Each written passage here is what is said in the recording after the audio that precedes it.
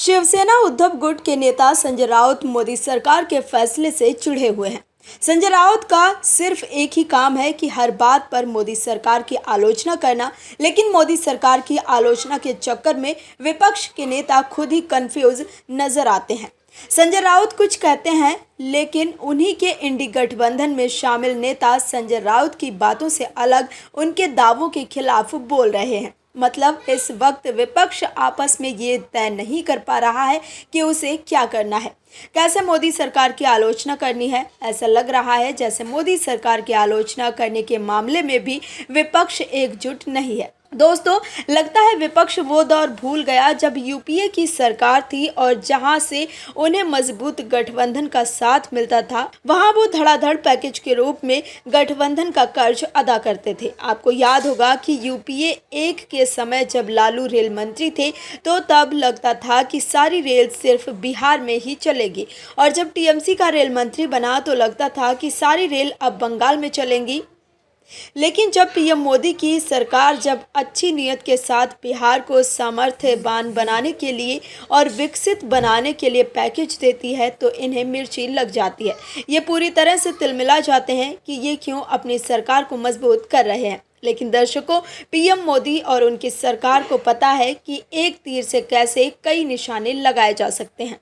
दरअसल शिवसेना उद्धव गुट के राज्यसभा सांसद संजय राउत ने कहा है कि आपने देखा होगा कि पीएम मोदी ने चंद्रबाबू नायडू और नीतीश कुमार को बहुत बड़ी फिरौती देकर अपनी कुर्सी बचा रहे हैं। संजय राउत ने कहा है कि चुनाव बजट में जिस तरह से इन दोनों को पैसा दिया गया है वो कुर्सी बचाने के लिए ही दिया गया है। पीएम मोदी कहते हैं कि वे अजैविक हैं, उसी तरह ये बजट अजैविक बजट है और पूरा पैसा कुर्सी बचाने के लिए उनको दिया है। अब संजय राउत और विपक्ष के नेता तो कह रहे हैं कि मोदी सरकार ने बिहार और आंध्र प्रदेश पर सब कुछ लुटा दिया है, लेकिन बिहार में तेजस्वी यादव और आरजेडी के दूसरे नेता कह रहे हैं कि बिहार के साथ धोखा हुआ है, बिहार को झुंझुना पकड़ा दिया गया है। अब सवाल है कि संजय राउत तो कह रहे हैं कि कुर्सी बचाने के लिए पीएम मोदी ने बिहार को बहुत कुछ दे दिया है, फिर संजय राउत के साथ इंडी गठबंधन में शामिल आरजेडी के नेता तेजस्वी यादव क्यों कह रहे हैं कि बिहार को कुछ नहीं मिला है, सिर्फ झुंझुना पकड़ा दिया गया है। ऐसे में संजय राउत को पहले तेजस्वी यादव और आरजेडी के नेताओं को समझाना चाहिए कि मोदी सरकार पर आरोप लगाना चाहिए। वहीं बिहार कांग्रेस के नेता भी कह रहे हैं कि बिहार को कुछ नहीं मिला है, जबकि दिल्ली में कांग्रेस के नेता कह रहे हैं कि बिहार को मोदी सरकार ने जरूरत से ज्यादा दे दिया है ताकि पीएम मोदी की सरकार बची रहे। राहुल गांधी ने यह भी आरोप लगाया था। ऐसे में बजट को लेकर मोदी सरकार की आलोचना करने के मामले पर वे विपक्षी दलों की एक राय नहीं है, वो आपस में ही कंफ्यूज हैं कि क्या कहना है। जिस नेता को जो मन में आता है बोल देते हैं। उनका एक ही एजेंडा है कि कुछ भी हो, हमें तो सिर्फ मोदी सरकार की आलोचना ही करनी है। लेकिन विपक्षी नेता खुद ही एक दूसरे की पोल खोल रहे हैं।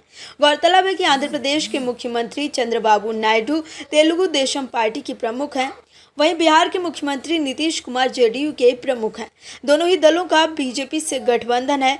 मोदी सरकार के तीसरे कार्यकाल में दोनों दलों की अहम भूमिका है। विपक्षी दलों का कहना है कि गठबंधन कमजोर नहीं पड़े, इसलिए बजट में आंध्र प्रदेश और बिहार को प्रमुखता मिली है।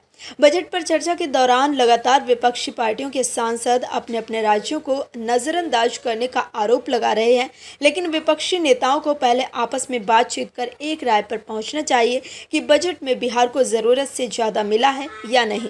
संजय राउत को पहले तेजस्वी यादव से ये बयान दिलवाना चाहिए कि इस बार बिहार को बजट में जरूरत से ज्यादा मिला है, तब वो मोदी सरकार पर आरोप लगा सकते हैं। Bureau report, MH news. और भी वीडियोस देखने के लिए चैनल को सब्सक्राइब करें और बेल आइकन को दबाएं।